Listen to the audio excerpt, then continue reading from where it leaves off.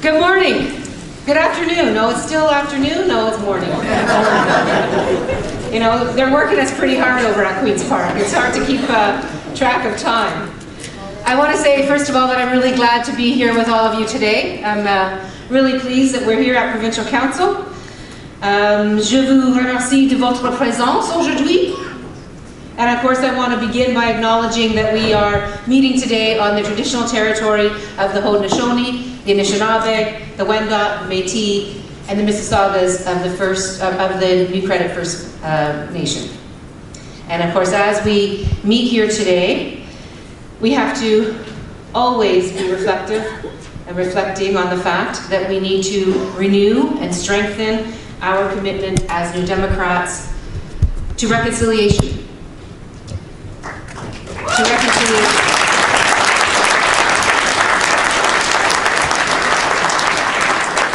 Reconciliation that's built on respect, partnership, and action to build stronger, more resilient, and more equitable communities across our province, and to make sure that people's lives get better in every corner of Ontario.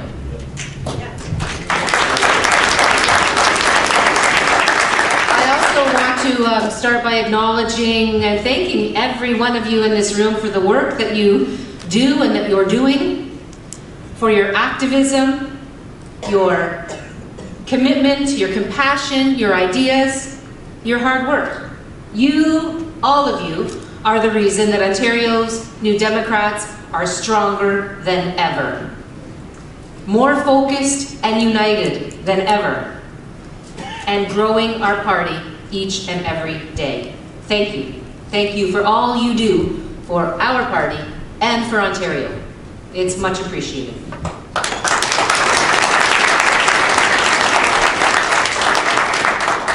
So, friends, we're now 5.5 months into Doug Ford's government. Seems like forever. I know, it does seem like forever. And these past few months have actually provided us with a very powerful reminder of how important our work is. We all know that these are times of uncertainty and upheaval. Times when some leaders play fast and loose with the truth and seek to sow division. Division based on their own narrow interests. We are seeing the rise of politics built on falsehoods, fear, and hate. And at the same time, everyday people in Ontario continue to work hard and fall further and further behind. For far too many, things were hard under the Liberals. And now, they're going from bad to worse. People are paying more and getting less. And the cost of living continues to rise. Housing costs and hydro bills keep going up. Auto insurance rates going up. Our commutes get more frustrating as gridlock worsens. Our kids' schools keep falling apart. People in Ontario continue to wait in hospitals only to be treated on gurneys and crowded hallways without any dignity, any privacy. Seniors continue to languish on outrageously long wait lists, unable to access the long-term care that they need. Ça ne peut plus continuer comme ça. After 5 months of Doug Ford's government, 5 months, people are worried. I hear it everywhere I go. People are very, very worried. Worried that what we've seen so far is just the tip of the iceberg. That cuts, even deeper cuts to the things we all depend on, are on the way, and that privatization will follow. What we're all seeing is a government that makes decisions in back rooms with and for their insider friends. While Doug Ford uses our money to hand out cushy patronage appointments to his cronies, he's telling Ontarians the cupboards are bare. He cut $100 million that was supposed to pay for school repairs. Now that money I mean, it was a drop in the bucket because $100 million doesn't go far when the backlog for school repairs is $16 billion, right? But I mean, it was something. We've got kids in classrooms with leaky roofs, broken boilers in the dead of winter, kids wearing mittens and coats at their desks, water fountains that you can't even drink from for fear of lead poisoning. Doug Ford and his government ripped $500,000 in funding out of an arts program that was meant for low-income kids. $500,000 gone. And at the same time, as they were paying out pulling out that $500,000, they were paying out $500,000 in a severance package to settle an old score of a political foe of Doug Ford's at the OPG. Shame. They slashed $330 million from desperately needed mental health funding. And last week we got another look at how much Doug Ford is determined to hurt everyday families. You see, Mr. Ford released his fall economic statement last week. And in it, he makes $3.2 billion in cuts to the things that families count on. And in that fall economic statement, Mr. Ford cut right to the heart of what we all hold dear as Ontarians and Canadians by delivering ominous warnings about the future of universal health care in our province. He's axing vital independent watchdogs, as we all know, that should be holding him to account: the Child Advocate, Environmental Commissioner, and French Language Services Commissioner. And he's ripping up nearly $1 billion in funding, taking it away from the most vulnerable people in our province with deep cuts to the Ministry of Children, Community and Social Services. Things are already getting tougher and tougher for a lot of families. For working folks and for vulnerable people, instead of fixing that, Doug Ford seems to be hell-bent on making everyday people pay more for the things that they need in life and taking already underfunded services from bad to worse. What we're seeing now is a government only too happy to sow division and distrust. Doug Ford canceled Indigenous curriculum writing sessions. He's been dismantling the Anti-Racism Directorate piece by piece. He has continually avoided his responsibility to clean up the mercury that's poisoned the land, river, and people of Grassy Narrows, and to appease radical social conservatives like Tanya Granick-Allen, who don't want kids to learn about consent, cyberbullying, gender identity, and LGBTQ families. Mr. Ford used his power to make students less safe in our schools and in our province. He scrapped the modern sex ed curriculum and dragged our schools back into the previous century. If it wasn't clear enough that Doug Ford is ready to act on his social conservative insiders' dangerous beliefs, we got a glimpse into the discussions happening in PC back rooms at their convention last weekend, where the Ford Tories voted overwhelmingly and enthusiastically to raucous applause in favor of a policy resolution that claims gender identity is unscientific and ideology and demands its removal from school curriculum.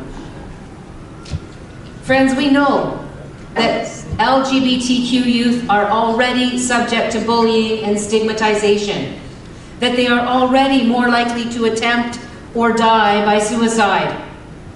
At Queen's Park on Tuesday, I spoke at the Trans Day of Remembrance flag raising, a day when we stand in solidarity with LGBTQ plus communities around the world to remember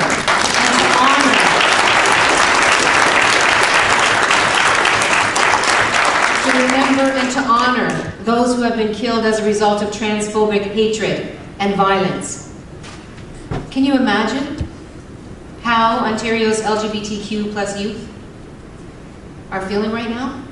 How the LGBTQ plus community is feeling right now after the debacle of that PC convention last weekend? With Mr. Ford's Conservatives literally going on attack against trans kids? Friends, as Ontario's New Democrats, we are on the front line of the fight against dishonest, cruel, right-wing populism. We are on the front line.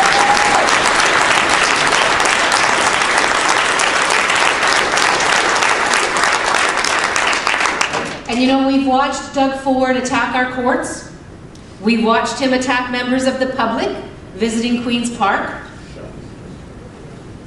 ordering security to drag grandmas and grandpas out of the galleries in handcuffs, literally. We've watched Mr. Ford vow to override the Charter of Rights of Ontarians anytime he feels like it. We see dog whistle politics rising up all around us. More than ever, it is vital for leaders to clearly denounce hate. But when a neo-Nazi sympathizer was using a photo of Doug Ford to campaign for mayor in Toronto, he refused to denounce her campaign. And to this day, he has not done that. What Doug Ford and his Conservatives are peddling is a politics that divides instead of uniting us. A politics that puts up barriers instead of tearing them down. It's a kind of politics that's designed to scare us, to make some people feel like they matter less than others. For us as New Democrats, and as the official opposition, whether you're a working person trying to put food on the table while the cost of living keeps rising and your wages don't keep up, or a northern parent trying to keep your kids safe and healthy in a community that's under a boil water advisory for decades, or a newcomer trying to build a better life for your family than the one you left behind, we hear you. New Democrats hear you. We see you. And it is our job to fight for you and with you. Everything we do. Everything we do.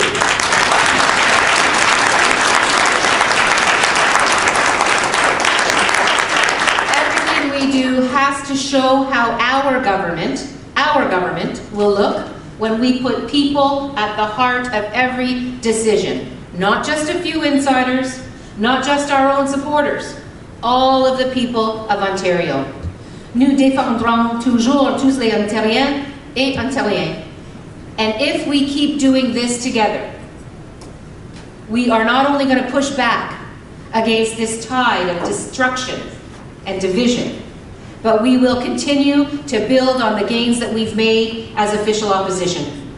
We will grow our movement, and we will usher in something so much better.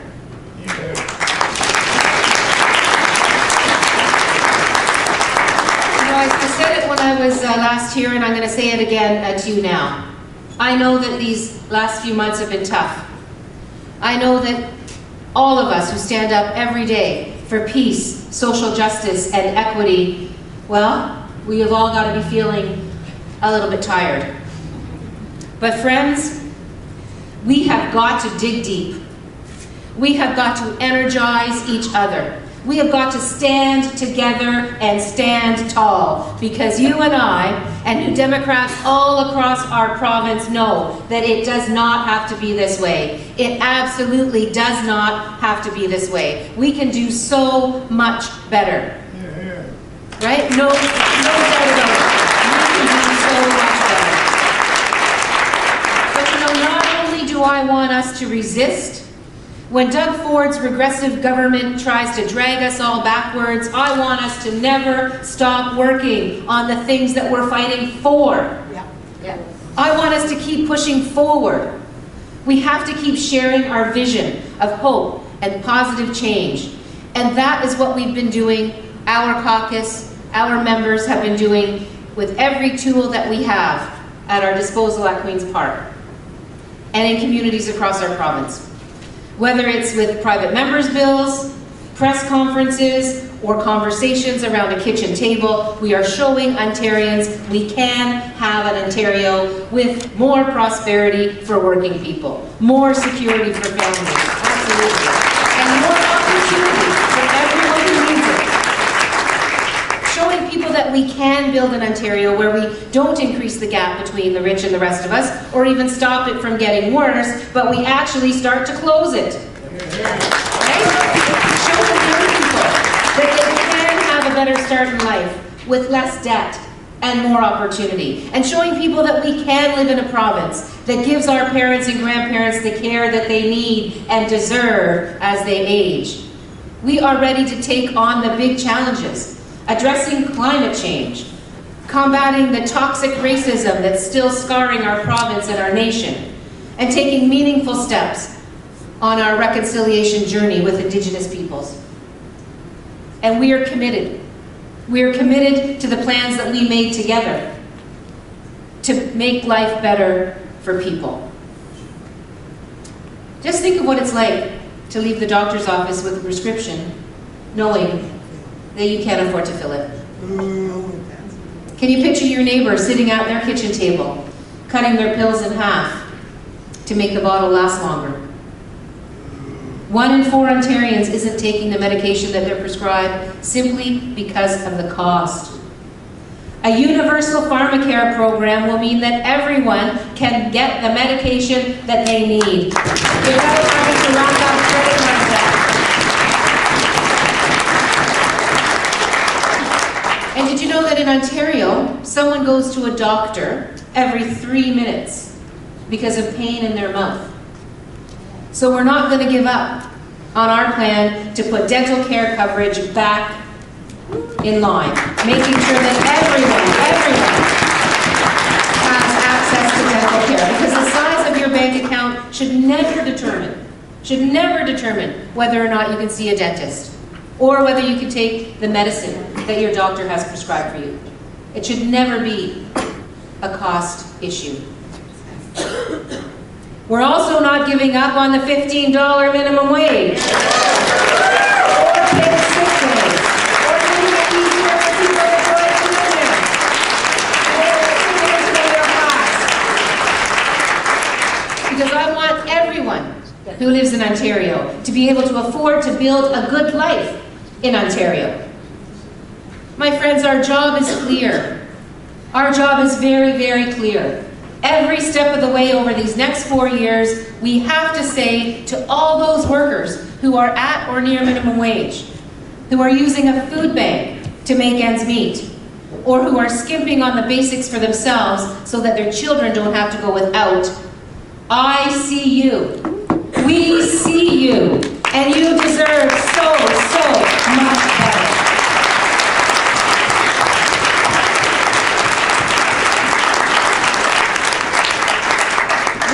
Build this better future together, because our kids need us to fix their schools, because our parents need quality public not-for-profit childcare, licensed childcare in this province, because every single worker deserves fair pay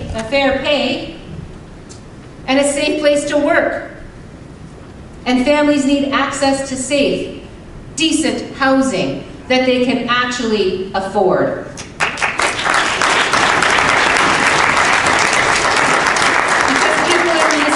Across the province need us to restore public transit funding and get people moving. Because every Ontarian needs us to fight climate change and protect their clean air and their fresh water.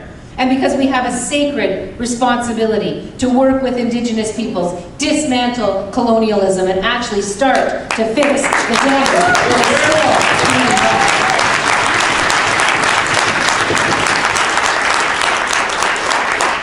So friends, as we keep doing all of this hard work as a caucus and a party, I know that we can make these dreams a reality. We can deliver on our shared vision, no matter how tired we are. We cannot just stop the government from taking us from bad to worse, but start delivering on change for the better. And if we work hard, if we continue to work hard, and if we stand together and keep our heads high, and our hearts strong, we will form a government committed to justice, dignity, and prosperity for every single Ontarian. And we will make Ontario the best place in the world to live,